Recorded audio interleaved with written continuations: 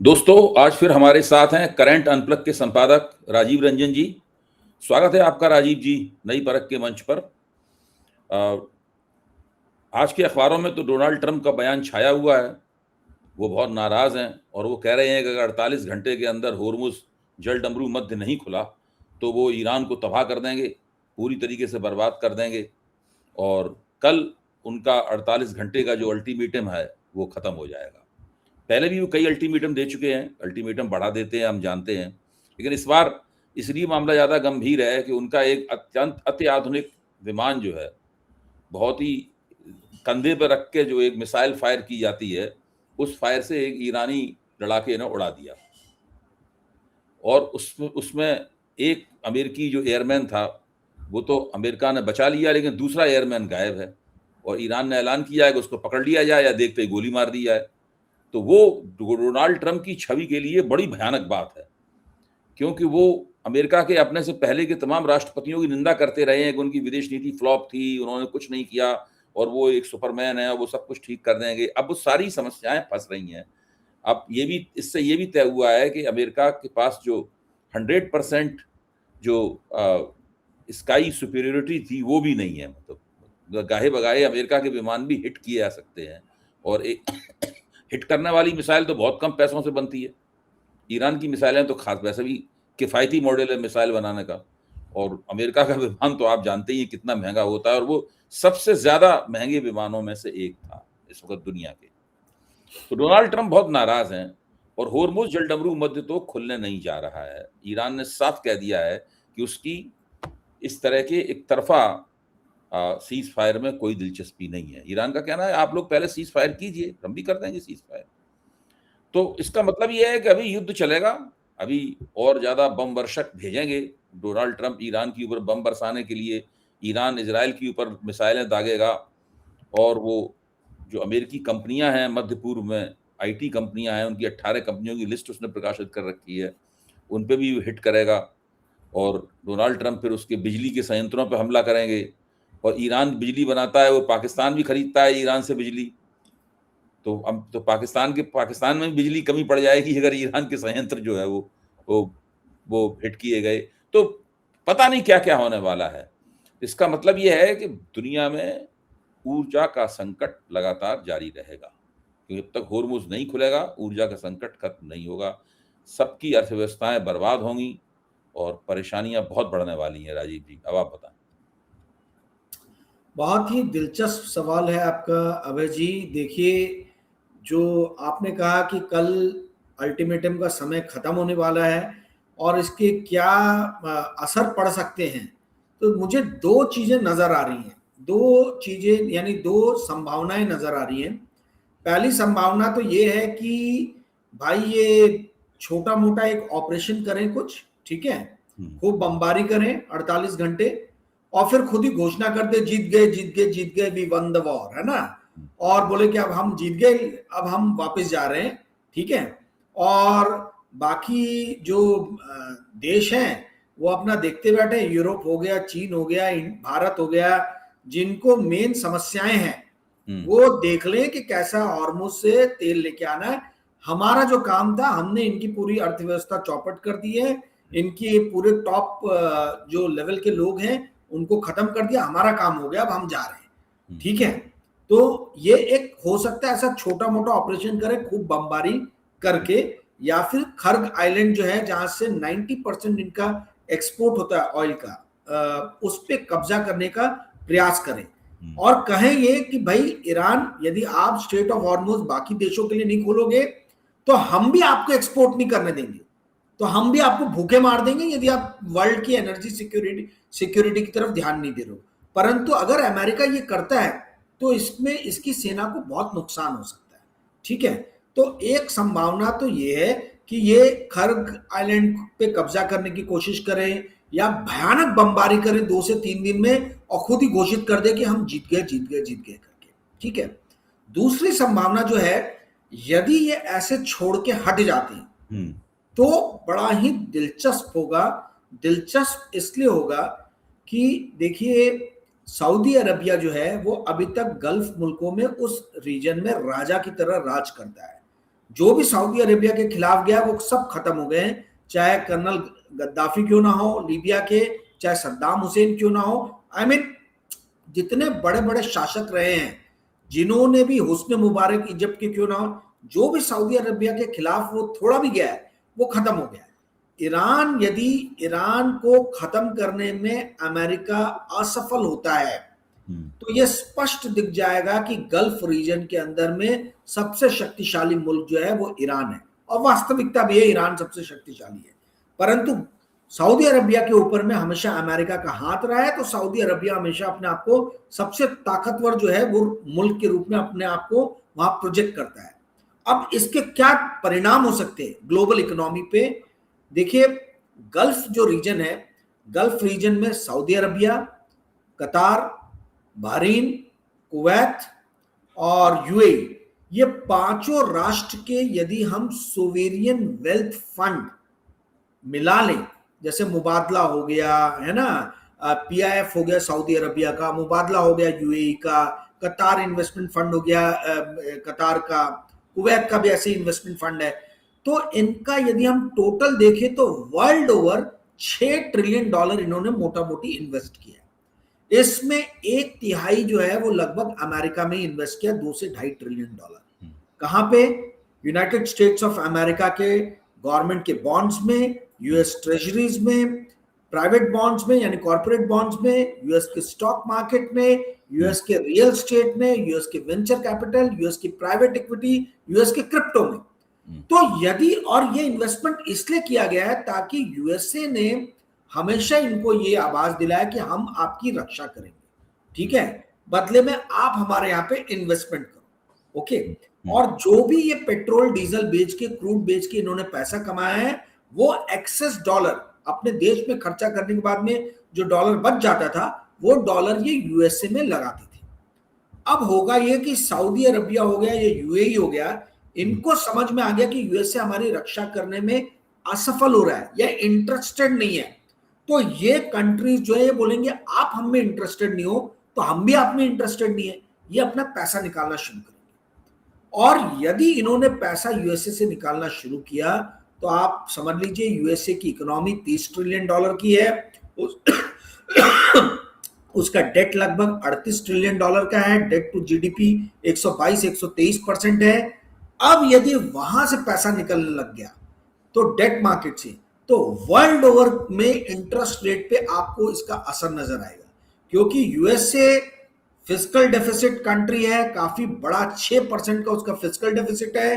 तो भाई आप पैसा जो है, कैपिटल जो है इंपोर्ट कर रहे हो, और जो सबसे ज्यादा इंपोर्ट करने वाली दो कंट्री, मतलब दो है, एक है जापान और दूसरा है Gulf as a total nation, China को मैं अलग हटा रहा हूं। इसमें से यदि गल्फ हट गया तो फिर ये यूएसए जो फिस्कल डेफिसिट रन कर रहा है, जो वर्ल्ड की इकोनॉमी को सस्टेन करने में मदद कर रहा है, जो ग्रोथ वर्ल्ड ओवर हो रहा है, वो कहां से होगा? क्योंकि अमेरिका ही $3.2 ट्रिलियन इंपोर्ट करता है, वर्ल्ड को एक बहुत बड़ा मार्केट देता है अमेरिका, और वो इसीलिए देता है क्योंकि वो बहुत बड़ा डेफिसिट रन करता है, ओके।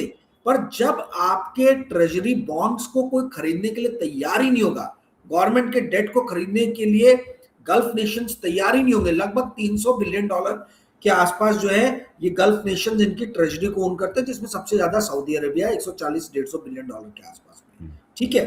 तो ये एक सेट हो गया। दूसरा जापान, जापान अपनी एक समस्या से जूझ रहा है। जापान के अंदर में 40 साल का जो बॉन्ड है उसका इंटरेस्ट रेट बढ़ के 4% हो गया है, जो अभी तक 0 से मतलब नेगेटिव में चलता था, या ज्यादा 0.5% तक जहां इंटरेस्ट मिल रहा था सेवर्स को बैंक में पैसे रखने के लिए, अब 4% मिल रहा है। तो वर्ल्ड ओवर जापान का भी लगभग $6 ट्रिलियन इन्वेस्ट किया है जापान ने, वर्ल्ड ओवर गवर्नमेंट बॉन्ड्स में, स्टॉक मार्केट में, प्राइवेट इक्विटी में, वेंचर कैपिटल में, रियल स्टेट में। तो ये दोनों जो वर्ल्ड के सबसे बड़े फंडिंग करने वाले रीजन है, जापान और गल्फ, ये दोनों के दोनों यदि पीछे हटना चालू कर देंगे वर्ल्ड के सबसे बड़े मार्केट यानी अमेरिका से, तो आप समझ जाइए कि वर्ल्ड की इकोनॉमी में त्राहिमाम मच जाएगा, ठीक है, और भारत इससे अछूता नहीं रहने वाला। जी अभय जी। देखिए, आपने तो बहुत ऐसा एक नज़ारा पेश किया है जो कि जिसके बारे में आम तौर पे नहीं सोचा जाता है और अखबारों में भी प्रकाशित नहीं हो रहा। अच्छा, दूसरे, डोनाल्ड ट्रंप लगातार एक इस तरह की छवि पेश कर रहे हैं कि इस युद्ध का दुनिया के दूसरे देशों पे जो असर पड़ना होगा वो पड़ रहा है, अमेरिका के ऊपर कोई खास ज़्यादा असर नहीं। कुछ लोगों ने इस बात का खंडन किया है और तथ्य भी दिए हैं कि अमेरिकी स्टॉक मार्केट कितने गिरे हैं, वहाँ पे पेट्रोल के दाम कितने बढ़े हैं, ये सब बातें बताई गई हैं। लेकिन अभी भी एक सही तस्वीर निकल कर नहीं आई है कि अमेरिकी अर्थव्यवस्था पर इसका कोई असर पड़ रहा है या नहीं पड़ रहा है, या अमेरिकी अर्थव्यवस्था पूरी तरह इंसुलेटेड है इसके असर से, थोड़ा बहुत मामूली असर है, कोई खास असर नहीं पड़ रहा है। आपका क्या कहना है इस पर? बहुत ही दिलचस्प और बहुत ही बेहतरीन सवाल है सर। इसको मैं दो पार्ट्स में डिवाइड करूंगा। दो पार्ट्स में इसलिए क्योंकि लोगों को अमेरिका की इकोनॉमी का इनहेरेंट स्ट्रक्चर पता होना चाहिए, उन्हें समझ में आना चाहिए कैसे स्ट्रक्चर, मतलब कैसे इकोनॉमी रन हो रही है। और आपने सही कहा कि कोई भी अखबार मीडिया में सब चीजें छपती नहीं है, और नई परख की ये बहुत बड़ा उल्लेखनीय योगदान है कि राइट फ्रेम में लोगों के सामने पिक्चर को प्रेजेंट किया जा रहा है। देखिए, अमेरिका में जो पिछले साल या पिछले 3 साल से जो जीडीपी ग्रोथ हो रही है, वो ग्रोथ खींचने वाला सेक्टर है artificial intelligence. Artificial intelligence, semiconductor, data centres, मतलब ये जो पूरा का पूरा सेक्टर है, इसने पूरी की पूरी अमेरिका की डूबती हुई इकोनॉमी को खींचा है। ठीक है, और मैंने शायद आपके ही चैनल पे या मेरे channel current unplug by Rajiv पे मैंने बताया था कि 2029 तक अमेरिका की 5 बड़ी companies, Amazon, Facebook, Google, Facebook यानी मेटा, गूगल, ओरेकल और माइक्रोसॉफ्ट, ये पांचों कंपनीज मिलके, अकेले पांचों कंपनीज मिलके $4 ट्रिलियन का इन्वेस्टमेंट करने वाली है सिर्फ डाटा सेंटर बनाने में। जितनी भारत की इकोनॉमी है उतना सिर्फ ये 2028 तक इन्वेस्टमेंट करने वाले डाटा सेंटर्स बनाने में। अब डाटा सेंटर और इतना विशाल का है, जब इन्वेस्टमेंट होगा तो जाहिर सी बात है रोजगार भी होंगे, कॉन्ट्रैक्ट भी वहां के लोगों को मिलेंगे। तो इकोनॉमी खिंच रही थी, चल रही थी, इसमें कोई दो राय नहीं है कि यूएस की इकोनॉमी बहुत हेल्दी थी। ठीक है, बट इसमें पंगा कहां आ गया और कैसे ये अफेक्ट हो रही है? ऑयल छोड़ दीजिए, ऑयल, ये क्रूड गैस, ये तो सबको नजर आ रहा है।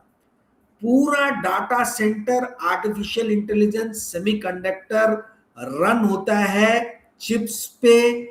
चिप्स वेफर थिन रहती है, इनको कूल डाउन करने के लिए जो है डाटा सेंटर्स में जो चिप्स लगी है उसमें लगता है हीलियम, और हीलियम वर्ल्ड में 35 to 40% जो है वो गल्फ रीजन प्रोवाइड करता है। कतार उसमें सबसे बड़ा है, सबसे ज्यादा हीलियम देता है। अब हो ये गया कि कतार ने पूरी तरीके से जो है गैस प्रोडक्शन बंद कर दिया। रास लफान जो कतार का सबसे बड़ा गैस टर्मिनल है, वर्ल्ड का सबसे बड़ा है रास लफान, उसको बमबारी करके बहुत बुरी क्षति पहुंचाई है। 17% गैस प्रोडक्शन मतलब खत्म कर दिया, नष्ट कर दिया। और कतार के मतलब सीईओ ने कहा है उस कंपनी के, कतार एनर्जी के, कि 5 साल लग जाएंगे रास लफान को फिर से खड़ा करने में। ठीक है, तो हीलियम जो है, हीलियम कंप्लीटली मार्केट से गायब है, हीलियम मिल नहीं रहा। और ये एक ऐसा गैस है जिसके बारे में कोई बात नहीं कर रहा, ये एक ऐसा मटेरियल है जिसके बारे में कोई बात नहीं कर रहा है। ठीक है, पर इसके अंदर में भयानक रूप से कमी पड़ेगी और हीलियम रहेगा नहीं तो आपके चिप्स जो है वो ठंडे कैसे होंगे? एक टेम्परेचर जो मेंटेन करना चाहिए क्योंकि तो गर्म हो जाती। तो सेमीकंडक्टर इंडस्ट्री जो अभी तक खींच रही थी अमेरिका के ग्रोथ को, एआई, उसका एक बहुत बड़ा रॉ मटेरियल जो है वो कंप्लीटली गायब हो गया।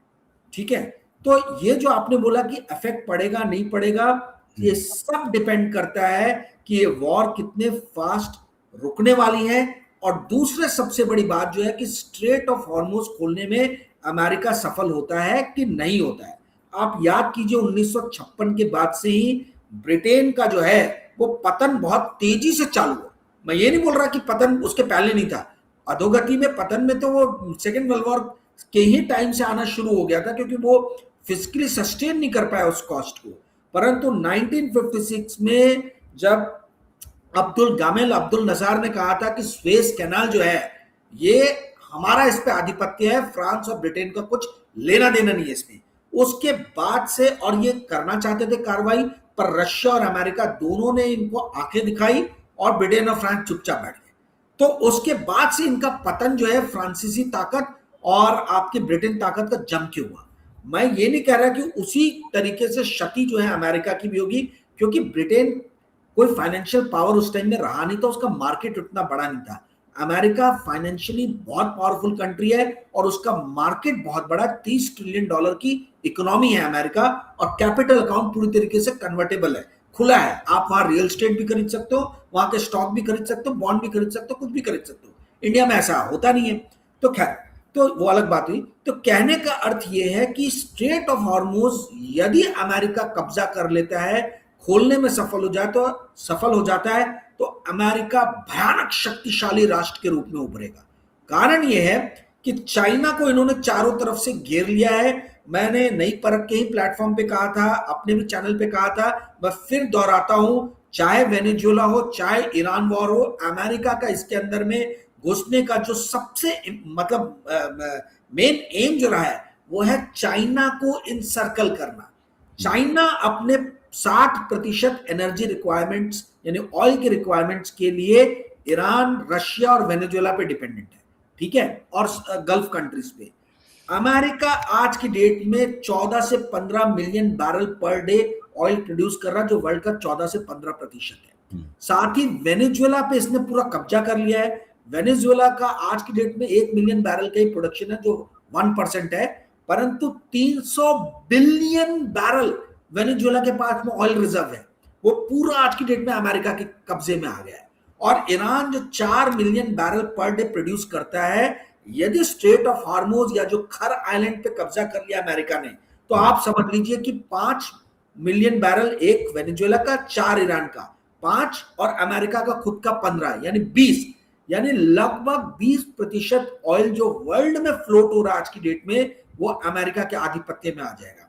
और ईरान ने गुस्से में यदि सऊदी अरबिया पे हमला किया, रास लफान कतार का तो बंद ही कर दिया है, रास तनूरा, RASTANURA, ये सबसे बड़ा सऊदी अरबिया का पोर्ट है, टर्मिनल है, जहां से क्रूड का प्रोडक्शन होता है। और रास तनूरा पे भी भारी बमबारी हुई है।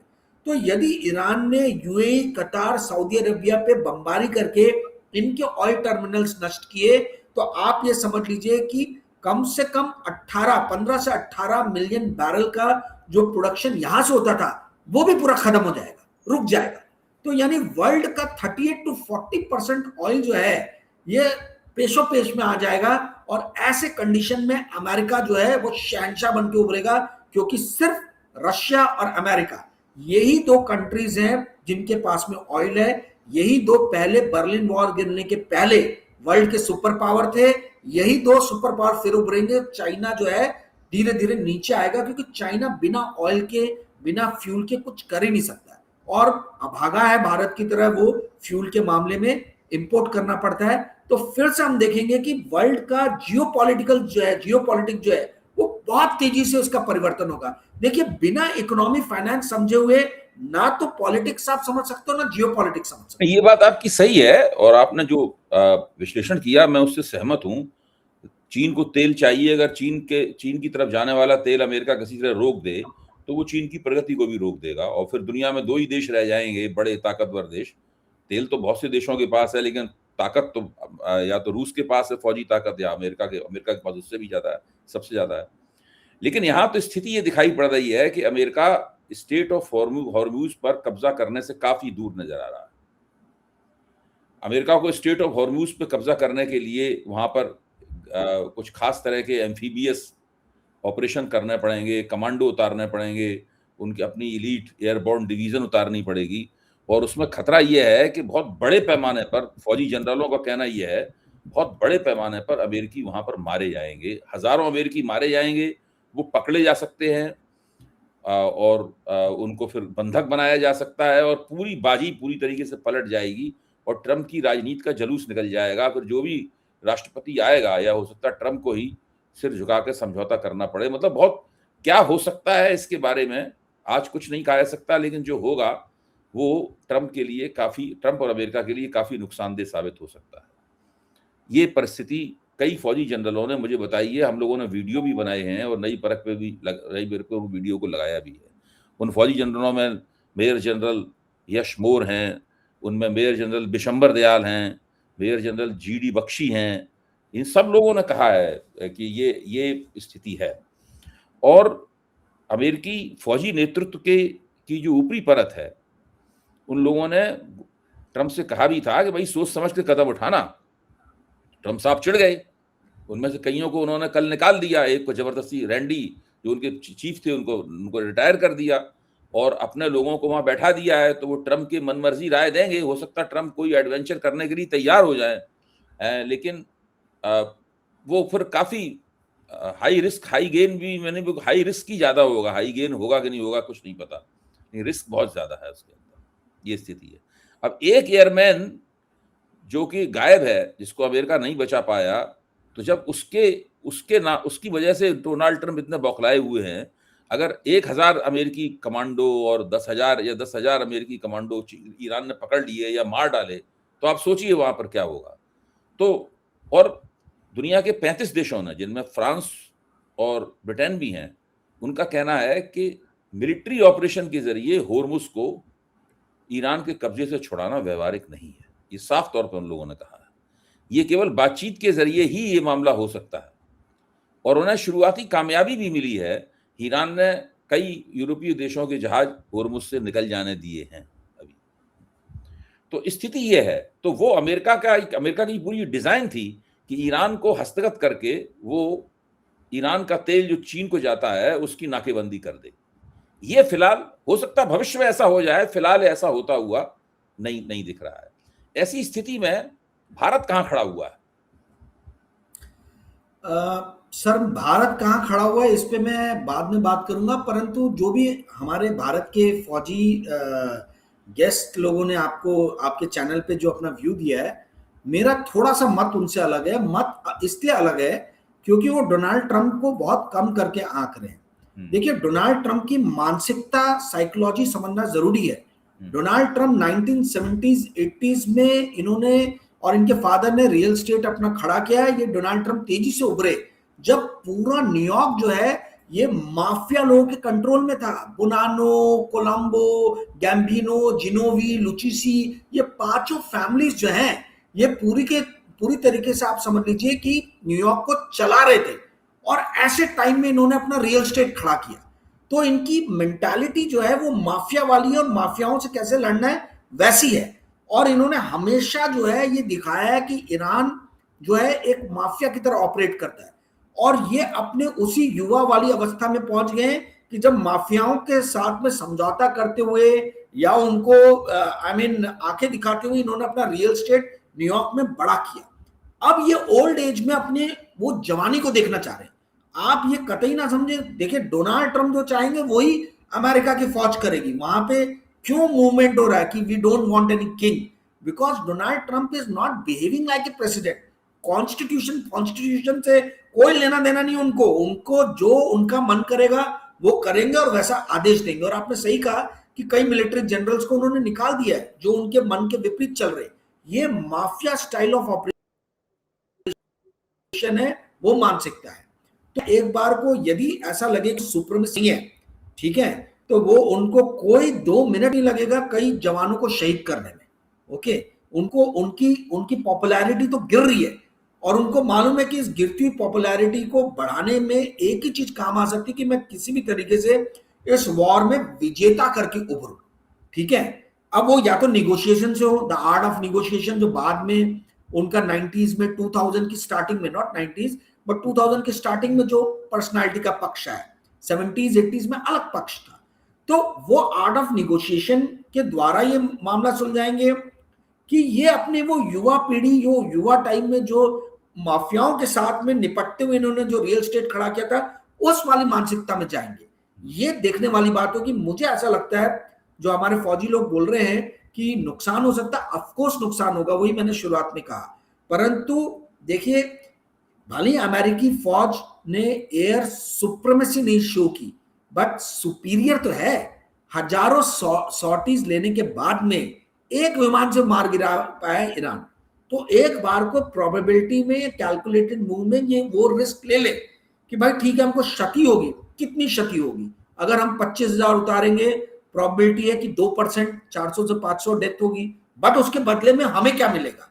तो ये जो प्रोबेबिलिटी लॉस और गेन का जो है, ये डोनाल्ड ट्रंप उस तर्ज में देखेंगे क्योंकि वो फाइनेंशियली सोचने वाला आदमी है, प्रोबेबिलिटीज में नापने वाले आदमी और पूरी माफिया वाली उनकी मानसिकता है। अब ये आप कह रहे हैं राजीव जी कि मतलब जबरदस्त खर्ग आइलैंड पे कब्जे के लिए और उस ईरानी बीच के उस हिस्से में कब्जे के लिए जहां से वो होर्मुज की नाकेबंदी कर रहा है, ये जोखिम डोनाल्ड ट्रंप उठा सकते हैं। इसीलिए बीच बीच में कहते हैं कि हमें होर्मुज से कोई मतलब नहीं, फिर कहने लगते हैं कि नहीं होर्मुज को खुलवा के रहेंगे। दोनों ही बातें बोल रहे हैं, एक मुंह से ये बोलते हैं, दूसरे से ये बोलते हैं। आपके कहने का मतलब है कि होर्मुज के ऊपर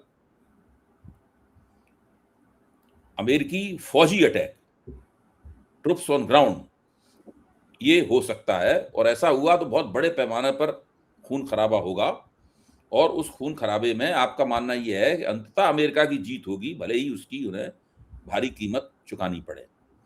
अच्छा, तो ये जब होगा तब हम लोग उसको विश्लेषित करेंगे। संभावना बिल्कुल है, सही, सहमत हूं मैं आपसे। फौजी जनरलों का भी, फौजी विशेषज्ञों का भी कहना है कि अमेरिका शायद इतनी बड़ी कीमत चुकाने के लिए तैयार ना हो, लेकिन आप कह रहे हैं वो चुकाने के लिए तैयार हो सकते हैं। और अमेरिका ने कीमतें बहुत चुकाई हैं। वियतनाम में अमेरिका ने 60,000 सैनिक खोए थे, अफगानिस्तान में बहुत सैनिक अमेरिका ने खोए, तो कीमत तो अमेरिका चुकाता रहा है। और ऐसी बात भी नहीं है कि जिन लोगों ने जिन राष्ट्रपतियों ने वियतनाम युद्ध लड़ा या जिन राष्ट्रपतियों ने अफगानिस्तान युद्ध लड़ा, उनकी अमेरिका में कोई बहुत बड़ी बदनामी है, ऐसी बात भी नहीं है। उनको अमेरिका की राष्ट्रपति कोई उनको सूची से निकाल थोड़ा ना दिया गया है कि भाई उन्होंने अमेरिका को बहुत नुकसान किया है। तो ये तो बात अपनी जगह ठीक है, लेकिन इसमें भारत की क्या स्थिति बनती है इस मुकाम पर? हाँ, मैं उसी पक्ष पे आ रहा था, तो अपनी चर्चा के आखिरी दौर में पहुंच गए। जी देखिए, भारत के ऊपर में असर इसका ये पड़ने वाला है, आइलैंड में, हॉर्मुज तो नहीं बट खर्ग आइलैंड पे अमेरिका कब्जा करने का प्रयास करेगा इजराइल के साथ में मिलकर, मेरा मानना है। सऊदी अरबिया और यूएई की सैनिक भी इसमें शामिल होंगे, ठीक है, बहरीन के भी जो भी थोड़े बहुत है वो भी शामिल होंगे। ये क्यूमुलेटिव जो है वो लड़ाई होगी जहां पे पांचों गल्फ राष्ट्र, इजराइल और अमेरिका, ये मिलके हमला कर सकते हैं। इसकी प्रोबेबिलिटी बहुत ज्यादा है खर्ग आइलैंड पे कब्जा करने के लिए, और फिर बार्गेनिंग होगी कि या तो हॉर्मुज खोलो, नहीं तो खर्ग आइलैंड हम तुम्हारा चलने नहीं देंगे, दो में से एक चीज हो सकती है, ठीक है। अब इंडिया पे क्या इसका असर पड़ता है? मान लीजिए हॉर्मुज ईरान के कब्जे में, खर्ग अमेरिका के कब्जे में, तो भाई ऑयल गैस तो पूरी तरीके से वर्ल्ड से गायब। फिर अमेरिका के सामने या तो आप कटोरा लेके जाओ या रशिया के सामने जाओ, ठीक है। रशिया चाइना को तवज्जो देगा कि रशिया आपको तवज्जो देगा, वो एक और प्रश्न उठता है, क्योंकि आपने अमेरिका के बोलने पे जो है वो तो बीच में तेल लेना कम कर ही दिया था, तो रशिया को ये चीज याद है। तो कहने का अर्थ ये कि हमारी स्थिति तो बड़ी ही ज्यादा, मतलब हम मेमने वाली स्थिति में आ गए हैं। आप देखिए, जो विश्वगुरु बनने का हम दावा करते थे, इस पूरे ईरान वॉर में हमारी कोई भूमिका ही नहीं है। पाकिस्तान के आसिफ मुनीर जो है वो शांति समझौता कराने का प्रयास कर रहे हैं, पाकिस्तान में शांति वार्ता होने की बात हो रही है, हम लोग चुपचाप मूक दर्शक है, साइलेंट स्पेक्टेटर है। तो जो ओवर स्मार्टनेस 11 साल से दिखाई जा रही थी, वो सारी ओवर स्मार्टनेस 2 मिनट में हवा में रफू चक्कर होगी। अब इसके ये क्यों हुई है? क्योंकि इनको मालूम है कि इसके फाइनेंशियल इंप्लीकेशंस क्या है। भारत आज बहुत कमजोर स्थिति में है, भारत का रुपया गिर रहा है, भारत के स्टॉक मार्केट को छोड़ के विदेशी निवेशक भाग रहे हैं, भारत के मध्यम वर्ग में डर है, भय का माहौल, सिलेंडर मिल नहीं रहा लोगों को, गैस की लाइन में, पेट्रोल की लाइन में लग के हमको दिख रहा कि आगे आने वाला फ्यूचर क्या है। तो मिडिल क्लास जो है भारत का अंदर से एकदम बौखलाया और घबराया हुआ है। बहुत सारा निर्यात भी ठप हो गया है, अभी निर्यात पूरा ठप हो गया है। आप महाराष्ट्र में, नागपुर में बैठे हुए हैं, जो भुसावल का केला जो है उसकी कीमत निर्यात ठप होने से 1600 से घटकर 400 रुपए क्विंटल पे आ गई है। सर मैं आज की न्यूज बता रहा हूं, जो आज यहाँ पूरे महाराष्ट्र में जो सबसे टॉप पे है, वो न्यूज क्या है, सारे न्यूज़पेपर्स ने डाला है। महाराष्ट्र के जितने भी कॉन्ट्रैक्टर्स हैं जो स्टेट गवर्नमेंट या म्युनिसिपल कॉर्पोरेशन का कॉन्ट्रैक्ट एग्जीक्यूट कर रहे थे, उन्होंने बोला कि हम एक भी कॉन्ट्रैक्ट अब एग्जीक्यूट नहीं करेंगे, क्योंकि 96,000 करोड़ का बकाया है। 96,000 करोड़ यानी 1,00,000 करोड़ रुपए महाराष्ट्र सरकार कॉन्ट्रैक्टर्स को नहीं दे रही है, बैठी हुई उस पे बैकलॉग पे। आप सोचिए, भारत का सबसे उन्नत, सबसे विकसित राज्य जो है वो है महाराष्ट्र, सबसे ज्यादा इंडस्ट्रियलाइज स्टेट। वहां पे यह हालत है कि वहां की सरकार 1,00,000 करोड़ के लगभग जो है वो कॉन्ट्रैक्टर्स को पे नहीं कर पा रही है। तो देखिए, फियर मॉन्गरिंग कर रहे, तो फैक्ट बेस्ड में बातें बता रहा हूं, सारे अखबारों में ये चीज है। तो ये जो बात है, ये दिख रहा सबको कि भाई रुपये का अवमूल्यन हो रहा है। भारत का सबसे बड़ा स्टेट जो है, विकसित स्टेट, वो अपने कॉन्ट्रैक्टर्स को पैसे नहीं दे पा रहा है। मध्यम वर्ग ये परेशान है, रोजगार जा रहे हैं। बैंगलोर जो है सिलिकॉन वैली इंडिया का कहा जाता है, वहां से नौकरियां गायब हो रही हैं। सारे इंजीनियरिंग कॉलेजेस परेशान है कि वहां पे कैंपस इंटरव्यू के लिए कोई कंपनीज आ रही है। स्थिति बद से बदतर होने जा रही है। यदि अभी भी लोग इस चीज का आभास फ्यूचर को देख के ना कर पाए तो बहुत बड़ी समस्या में फंसेंगे। फ्यूचर प्लानिंग करना बहुत जरूरी है, और cash is the king. Cash जो है वो किंग है। जितना ज्यादा कैश बचा के रख सको फ्यूचर के लिए, उतना ज्यादा लोगों के लिए अच्छा। कैश बैंक में जमा करें कि ना करें? देखिए, इसमें दो चीजें हैं। कैश बैंक में जमा करें तो उन्हीं बैंक्स में जमा करें जिनकी बैलेंस शीट स्ट्रांग है। आईसीआईसीआई, आईसीआईसीआई, एचडीएफसी, एसबीआई, ये तीन बैंक्स बोले जाते हैं इंडिया के कोर है। अगर इन तीनों में से एक भी गया तो इंडिया गया, आप समझ लीजिए। तो ये तीन बैंक्स को तो कभी कुछ होगा नहीं। खासतौर पे स्टेट बैंक ऑफ इंडिया जो है वो, मतलब वो भारत ही है, आप समझ लीजिए। ठीक है, तो ये तीन बैंक बड़े स्ट्रांग है। इनके मतलब जो है, इन तीनों में से किसी के साथ भी रहे। हालांकि बैंक्स को कुछ, मुझे दिख नहीं रहा कि किसी भी बैंक को कुछ होने वाला है, परंतु कोई भी समस्या इनको आने वाली है। परंतु कहने का अर्थ ये कि आप कैश पे बैठिए, फिजूल खर्ची मत कीजिए। फिजूल खर्ची एकदम बंद कीजिए, क्योंकि यदि ये वॉर लंबा खिंच गया तो सबसे पहले पेट्रोल डीजल के दाम बढ़ेंगे।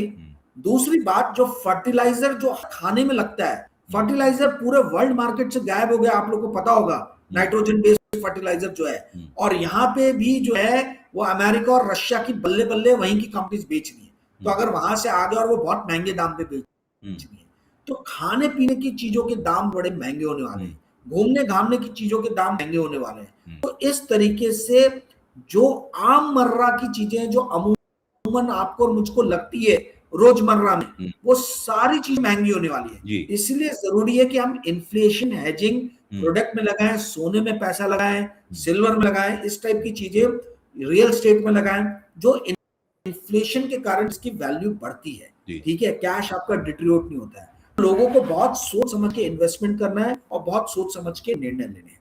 जी अमित जी, बहुत बहुत धन्यवाद राजीव जी। आपने, हम लोगों ने मुख्य तौर पर पूरी चर्चा के 3 हिस्से थे, और हमने देखा कि तीनों हिस्सों में कितने बेहतर तरीके से आपने, हम लोगों ने भारत पे उसका अंत किया, कितने बेहतर तरीके से आपने उसका विश्लेषण किया। परिस्थिति रोज बदल रही है। खबर आ रही है कि डोनाल्ड ट्रंप बीमार हैं, वो, उनको पता, वो किस अस्पताल से इलाज करा रहे हैं या व्हाइट हाउस के भीतर उनका इलाज हो रहा है, इस पे कयासबाजी हो रही है, एक्स के ऊपर पोस्टिंग चल रही है। जैसे ही घटनाक्रम में कोई परिवर्तन होगा फिर आपसे चर्चा करेंगे।